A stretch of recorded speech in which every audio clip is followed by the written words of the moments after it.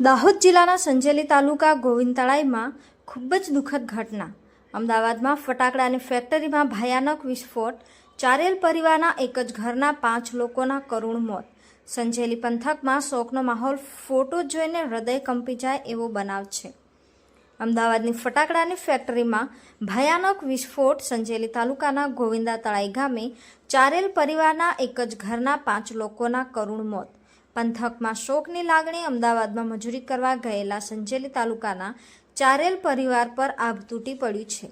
ફટાકડાની ફેક્ટરીમાં લાગેલી ભયાનક આગની દુર્ઘટનામાં પરિવારના પુત્રવધુ અને 4 નિર્દોષ બાળકો સહિત કુલ 5 લોકોના કરુણ અવસાન થયા છે. 4 નિર્દોષ બાળકો અને રમીલાબેનનો પતિ સારવાર હેઠળ છે.